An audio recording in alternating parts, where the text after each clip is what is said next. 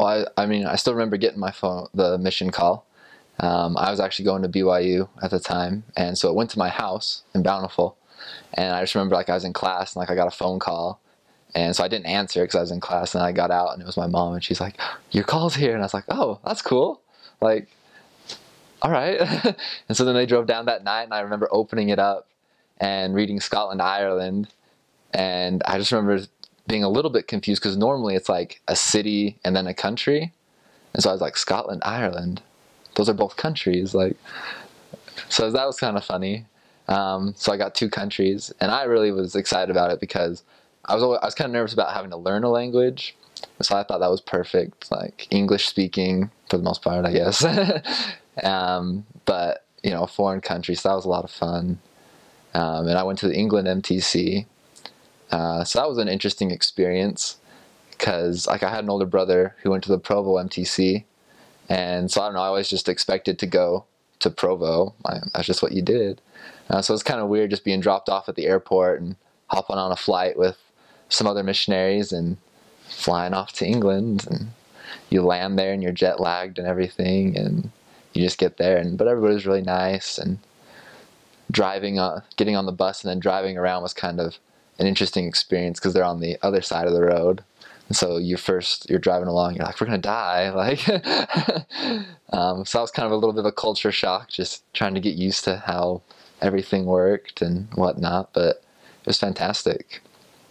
And I guess the MTC experience itself was, I mean, just a lot of information. They, focused a lot on like preach my gospel, and I guess they focused more on like how to do things, like principles you needed to know about like keeping your area book, that kind of stuff. And then near the end, they went more into, I guess, like actual doctrinal stuff, which was good. Get the basics of, how to present things and whatnot. Because, I mean, I think they kind of assume that most of you probably know the doctrine relatively well. Because, I mean, most of us had grown up with it and whatnot. And so then it was just kind of getting used to how would you talk to somebody who doesn't have your background and stuff like that. So that was really fascinating. And fun. But it's a lot of information in a very short amount of time. Especially when you're not learning a language, you only have like just under 2 weeks, basically, or a little over 2 weeks, sorry. So it's a lot of information to take in, but it was fun. Pre-mission was an interesting time. I had quite a long wait between when I got my call and when I left. So it was kind of weird because it was like I almost forgot I had a mission call a little bit. It was just kind of like in the back of my mind. And I remember it was probably about a month or two before I was actually going to leave. And it was like, oh no. Like, and so then it was kind of like, okay, maybe I should start reading about some stuff and preparing a little bit more intensely for going on a mission. And my parents were really good as well. They were a big help.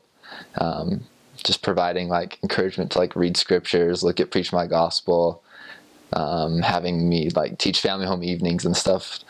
Because I've always been kind of more of a shy person, and so that was good to try and get a little bit more experience before I actually left. So, but that was really good.